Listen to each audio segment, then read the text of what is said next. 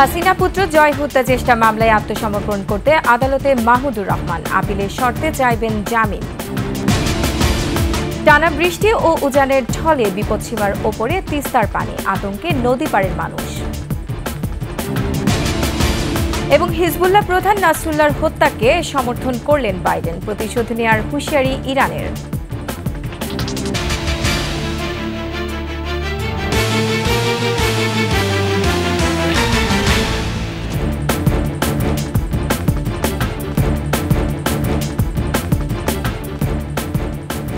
শুনছিলেন first security Islami bank PLC সংবাদ শিরোনাম। আমন্ত্রণ 21 সংবাদের সাথে আছেন রোমান আমিন। দর্শক, 21 টেলিভিশনের সংবাদ একই সাথে সরাসরি দেখতে পাবেন আমাদের ফেসবুক পেজ www.facebook.com/2124 অনলাইনে। এছাড়া সাবস্ক্রাইব করতে পারেন www.youtube.com/21etv চ্যানেলে।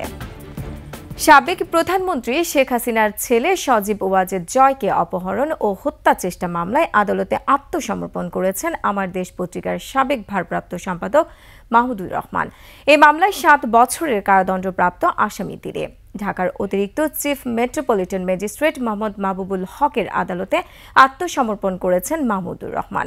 এ বিষয়ে তার আইনজীবী সৈয়দ জৈনুল আবিদিন মেজবা বলেন, সাজার মেয়াদ অনুযায়ী সংশ্লিষ্ট আদালতের জামিন দেওয়ার এখতিয়ার না থাকায় মাহমুদুর রহমানকে কারাগারে যেতে হতে পারে। তবে আপিলের শর্তে জামিন চাইবেন তারা। জামিন নামঞ্জুর না হলে তার জন্য কারাগারে ডিভিশনের আবেদন করা হবে। জনাব মাহমুদুর রহমান আইনের প্রতি শ্রদ্ধাশীল হয়ে আজকে বিজ্ঞ আদালতে আত্মসমর্পণ করবেন। এই মামলাটি হচ্ছে সজীব ওয়াজেদ জয়ের অপহরণ ও হত্যা চেষ্টা সংক্রান্ত একটি মামলা। আমরা বিজ্ঞ SMM-2 আদালত নম্বর 3 এ জামিন চাব আপিলের শর্তে, এবং একই সাথে উনি যেহেতু সাবেক উপদেষ্টা ছিলেন সেই কারণে উনি ডিভিশন পাবেন, ইতিপূর্বে পেয়েছেন।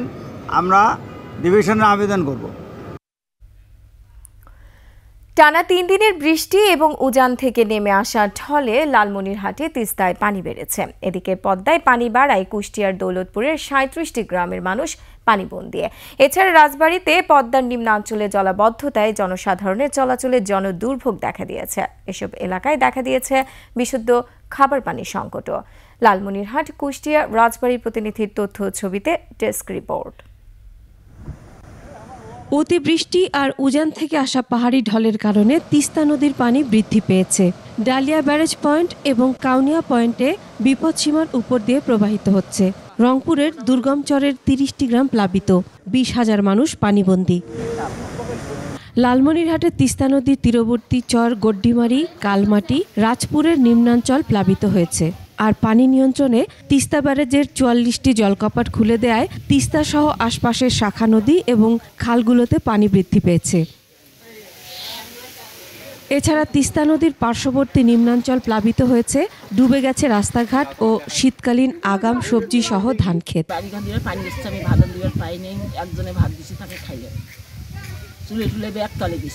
খাওয়ার কষ্ট, আনাবানা করতে পারছি না। যত জমি আছে মানে ধান ক্ষেত আছে সবগুলা মানে তলিয়ে যাচ্ছে। কুষ্টিয়ায় পদ্মা নদীতে নতুন করে পানি বৃদ্ধি পেয়েছে। এতে জেলার দৌলতপুর উপজেলার চিলমারি ও রামকৃষ্ণপুর ইউনিয়নে কয়েক হাজার মানুষ পানিবন্দী হয়ে পড়েছে। ডুবে গেছে ফসলি জমি ও সড়ক। চারপাশে পানি ওঠায় ইতোমধ্যে চিলমারি ইউনিয়নের 4টি সরকারি প্রাথমিক বিদ্যালয়ের ক্লাস বন্ধ করে দেয়া হয়েছে। কৃষি বিভাগ বলছে, পদ্মায় পানি বাড়ায় ডুবে গেছে 1045 হেক্টর জমির মাসকলাই। এই জায়গাতে নদীতে ভাঙছে, নদীতে মানুষ এদিকে গেছে, এদিকে গিয়ে তারা এখনো ঘর বাড়ি তুলতে পারে নাই। রাইতে তো থাকা ওখানে যে মাছাপাতি থাকে, রাস্তাঘাটগুলান তলিয়ে যাওয়ার কারণে আমাদের ছেলেমেয়েরা স্কুলে আসতে পারছে না, এতে খুব কষ্ট হচ্ছে। রাজবাড়ীতে কয়েকদিনের ভারী বর্ষণের সৃষ্টি হয়েছে জলাবদ্ধতা। পদ্মার নিচু এলাকা ও বেড়িবাঁধের ভেতরের আবাদি জমি প্লাবিত হয়েছে। নষ্ট হয়েছে ধানসহ বিভিন্ন সবজি ক্ষেত। এছাড়া তলিয়ে গেছে গবাদি পশুর চারণভূমি। আগামী কয়েকদিন নদীর পানি আরও বাড়বে বলে জানিয়েছে পানি উন্নয়ন board. Masum আলিসা, desk report, 21 television. Israel প্রসঙ্গ। ইসরায়েলি হামলায় হিজবুল্লাহর প্রধান হাসান নাসরুল্লাহর হত্যাকাণ্ডকে সমর্থন করেছেন মার্কিন প্রেসিডেন্ট জো বাইডেন। আর ইসরায়েলের প্রধানমন্ত্রী বেনিয়ামিন নেতানিয়াহু বলছেন এটি হিজবুল্লাহর বিরুদ্ধে বিশেষ আক্রমণ। এদিকে পাল্টা জবাবে হিজবুল্লাহ প্রধানকে হত্যার প্রতিশোধ নেওয়ার হুঁশিয়ারি দিয়েছেন ইরানের সর্বোচ্চ নেতা আয়াতুল্লাহ আলী খামেনি। অন্যদিকে অব্যাহত হামলায় লেবাননের বৈরুতে মারা গেছে আরও ৩৩ জন। আফসানা নীলার ডেস্ক রিপোর্ট। শুক্রবার লেবাননের বৈরুতের দাহিয়াতে বেসামরিক ভবনের নিচে হিজবুল্লাহর সদর দফতরে ব্যাপক হামলা চালায় ইসরায়েল। হামলার পরে নাসরাল্লাহর নিহতের দাবি করে ইসরায়েলি প্রতিরক্ষা বাহিনী। পরে হিজবুল্লাহর পক্ষ থেকেও মৃত্যুর বিষয়টি নিশ্চিত করা হয়। এই হত্যাকাণ্ড সমর্থন করে বিবৃতি দিয়েছেন মার্কিন প্রেসিডেন্ট জো বাইডেন। তিনি জানান সশস্ত্র দল হিজবুল্লাহ প্রধান হাসান নাসরাল্লাহ হত্যাকাণ্ড অসংখ্য ভুক্তভোগীদের জন্য ন্যায়বিচারের একটি পদক্ষেপ। বাইডেন জোর দিয়ে বলেন যুক্তরাষ্ট্র সম্পূর্ণভাবে হিজবুল্লাহ, হামাস, ইয়েমেনের হুতি ও যে কোনো ইরান সমর্থিত সশস্ত্র গোষ্ঠীর বিরুদ্ধে ইসরায়েলের আত্মরক্ষার অধিকার সমর্থন করে। এছাড়া মার্কিন সেনা দপ্তর পেন্টাগনকে মধ্যপ্রাচ্যে অবস্থান জোরদার করার নির্দেশ দিয়েছেন বাইডেন। আর ইসরায়েলের প্রধানমন্ত্রী বেনিয়ামিন নেতানিয়াহু এই হত্যাকাণ্ডকে হিজবুল্লাহর বিরুদ্ধে বিশেষ আক্রমণ বলেছেন। এদিকে হাসান নাসরাল্লাহর মৃত্যুর প্রতিশোধ নেওয়ার অঙ্গীকার করেছেন ইরানের সর্বোচ্চ নেতা আয়াতুল্লাহ আলী খামেনি। 5 দিনের শোক ঘোষণা করা হয়েছে ইরানে। অন্যদিকে হিজবুল্লাহ প্রধান হত্যার পরও অব্যাহত লেবাননে ইসরায়েলের বোমা হামলা। প্রধান শহর বৈরুতে বিমান হামলায় প্রাণ গেছে অনেকের। শহর ছাড়ছেন আতঙ্কিত মানুষ। এদিকে হাসান নাসরাল্লাহর উত্তরসূরি হিসেবে হাশেম সফিউদ্দিন এবং নাইম কাশেম নামে দুজনের নাম এসেছে। তারা দুজনই হিজবুল্লাহর জিহাদ কাউন্সিলে যুক্ত আছেন। আফসানা নীলা, ডেস্ক রিপোর্ট, 21 টেলিভিশন। সংবাদ এই পর্যায়ে নিচ্ছি বিরতি। যখন ফিরছি তখন অন্যান্য খবরের সঙ্গে আরো থাকবে। হাসিনা সরকার পতনের পর সীমান্তে সক্রিয় মানব পাচার চক্র, মোটা অঙ্কের টাকায় নেতাদের পালিয়ে যেতে সহায়তা।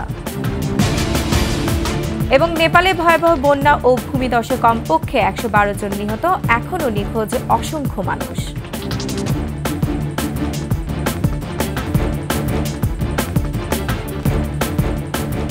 আবার আমন্ত্রণ 21 সংবাদে। কুষ্টিয়ার খোকসায় ব্যাপুরা মাইক্রোবাসের ধাক্কায় 4 শিশু শিক্ষার্থী নিহত হয়েছে। এই ঘটনায় গুরুতর আহত হয়েছে আরও 2 জন। সকাল 7:15টার দিকে কুষ্টিয়ার রাজবাড়ী আঞ্চলিক মহাসড়কে উপজেলার শিমুলিয়া কুঠিপাড়া এলাকায় এই দুর্ঘটনা ঘটে। কুষ্টিয়া হাইওয়ে থানার এসআই জানান, সকালে শিমুলিয়া কুঠিপাড়া জামে মসজিদে কোরআন পড়ার শেষে শিক্ষার্থীরা বাড়ি ফিরছিল। এ সময় একটি দ্রুতগামী মাইক্রোবাস তাদের চাপা দিয়ে পাশের পুকুরে উল্টে পড়ে। ঘটনাস্থলে একজনের মৃত্যু হয়। আহতদের উদ্ধার করে স্বাস্থ্য কমপ্লেক্সে নেওয়া হলে 3 জন মারা যায়। দুর্ঘটনার পর মাইক্রোবাসের চালকও পালিয়ে যায়। এই দুর্ঘটনার প্রতিবাদে কুষ্টিয়ার রাজবাড়ী আঞ্চলিক মহাসড়ক অবরোধ করেছে বিক্ষুব্ধ এলাকাবাসী।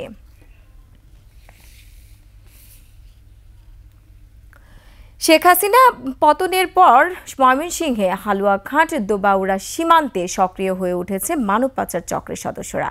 এরই মধ্যে অর্ধশত আওয়ামী লীগ নেতাকে ভারতে পালিয়ে যাওয়ায় সহযোগিতা করে প্রায় 5 কোটি টাকা কামিয়ে নিয়েছে চক্রটি। তাদের অত্যাচার নির্যাতনের ভয়ে কেউ কথা বলার সাহস পর্যন্ত পায় না। পুলিশের দাবি, সীমান্তে অপরাধ দমনে তৎপর রয়েছে তারা। দর্শক, ময়মনসিংহ বিভাগীয় প্রতিনিধি আতর রহমান জুয়েলের তথ্যচিত্রে ডেস্ক রিপোর্ট। আমগর এলাকা দিয়া মনে করুন এখন কয়েকটা সিন্ডিকেট হয়েছে। এরা আওয়ামী লীগের বড় বড় নেতা করে পার করে দিতেছে কিছু কিছু টেয়ার বিনিময়ে। ধোবাউড়ার নেতাই নদী পার হলেই ভারত অংশের গারো পাহাড়। সরকার পতনের পর আওয়ামী লীগের অনেক নেতা পালিয়েছেন এই রুট দিয়ে। পাচারকারী চক্রের সদস্যরা জানায়, এক একজন নেতাকে পালাতে সহায়তা করে 5 থেকে 20 লাখ টাকা হাতিয়ে নেওয়া হচ্ছে। এই পথে ভারতে পালিয়েছেন সাবেক প্রতিমন্ত্রী শরীফ আহমেদ, সাবেক এমপি মাহমুদুল হক সায়েম, সাবেক এমপি জুয়েল আরেং, সাবেক ফুলপুর উপজেলা চেয়ারম্যান হাবিবুর রহমান সহ আওয়ামী লীগের অর্ধশতাধিক শীর্ষ পর্যায়ের নেতা। তাদের পার করে দালাল চক্র কামিয়েছে 5 কোটি টাকার উপরে। আগে এটা আওয়ামী লীগের ছত্রছায়া হয়তো, কিন্তু এখন আওয়ামী লীগ ক্ষমতা নাই বিদায় বিএনপি ছত্রছায়া এগুলি হচ্ছে। আঙ্গুর মতো আরো এরকম অনেক সিন্ডিকেট আছে। 5 আগস্ট সরকার পতনের পর আওয়ামী লীগ নেতাকর্মীদের হাত বদল হয়ে চোরাচালান সিন্ডিকেট চলে যায় বিএনপির ছত্রছায়ায়। যুবদল নেতা মুশফিক, রাজু ও শাওন সহ সিন্ডিকেট চক্রের মাধ্যমে ভারতে পালিয়ে যাওয়ার সময় 16 সেপ্টেম্বর ধুবাউড়ায় জনতার হাতে ধরা পড়ে 71 টিভির সিইও মোজাম্মেল বাবু ও সাংবাদিক নেতা শ্যামল দত্ত। তাদের কাছ থেকে কোটি টাকার উপরে হাতিয়ে নেওয়ার অভিযোগ রয়েছে এই চক্রের। অনেকেই গেছে যারা আমরা দেখি নাই, চোখের আড়ালে তো গেছি অনেকে। হয়তো দালাল চক্রের বিরুদ্ধে কথা বললে তার উপরে চলে জুলুম নির্যাতন। অনেকেই মুখ খুলতেছে না ভয়ে, তারা মারধর করে, যেখানে পায় এখানে পিড়ায়।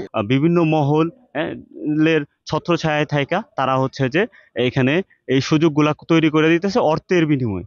তবে দলের সম্পৃক্ততার অভিযোগ অস্বীকার করেছেন বিএনপির এই নেতা। বিএনপি তো আওয়ামী লীগের নেতারা নিয়ে যাওয়ার কথা না। এখানে আওয়ামী লীগের সীমান্তে যারা আছে, আওয়ামী লীগের সাবেক উপজেলা চেয়ারম্যান আছে একজন, আরও অনেক নেতৃবৃন্দ আছেন, তাদের সহযোগিতায় মূলত এই দিক দিয়ে বর্ডার ক্রস হয়েছে, আমরা এটা যেটা জানতে পারছি। সীমান্তে মানব পাচার সহ অপরাধ দমনে তৎপরতার কথা জানান পুলিশের এই কর্মকর্তা। মানব পাচারের জন্য কিছু দুষ্ট চক্র তারা এই সুযোগ নেওয়ার চেষ্টা করছিল এবং আমাদের তৎপরতার ফলে তারা অনেকটা কোণঠাসা হয়ে গেছে। সমর ইসলাম, ডেস্ক রিপোর্ট, 21 টেলিভিশন। জানাবো খেলার খবর।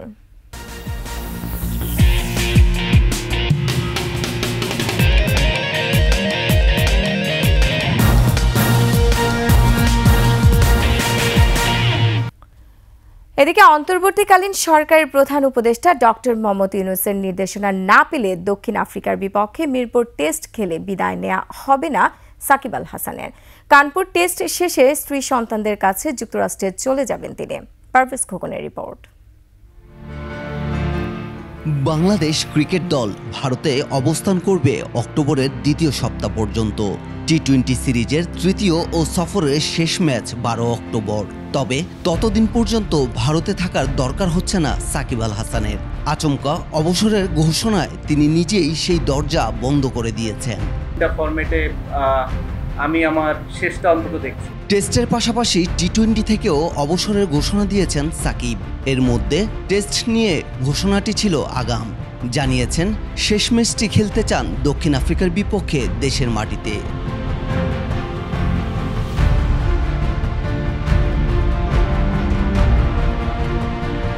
সাউথ আফ্রিকা যেহেতু টেস্ট সিরিজ, আমার ইচ্ছা আছে যে লাস্ট সিরিজ হয়। টি-20 সিদ্ধান্তটি ইতিমধ্যেই কার্যকর।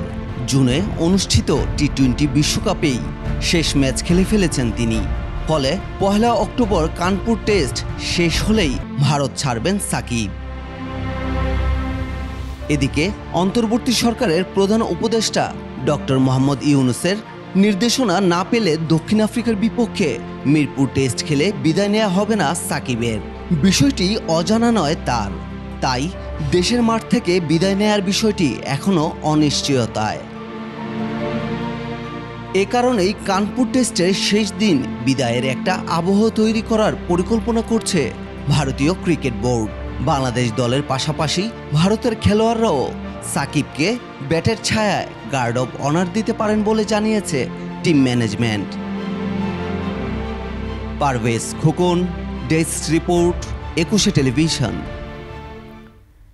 আর এরই সাথে শেষ করছি 21 সংবাদ। যাবার আগে first security Islami bank PLC সংবাদ শিরোনামগুলো আরও একবার।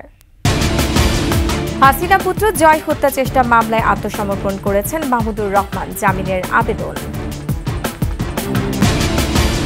টানা বৃষ্টি ও উজানের ঢলে বিপদসীমার ওপরে তিস্তার পানি, আতঙ্কে নদী পাড়ের মানুষ। এবং হিজবুল্লাহ প্রধান নাসরুল্লাহর হত্যাকে সমর্থন করলেন বাইডেন, প্রতিশোধ নেয়ার হুঁশিয়ারি ইরানের।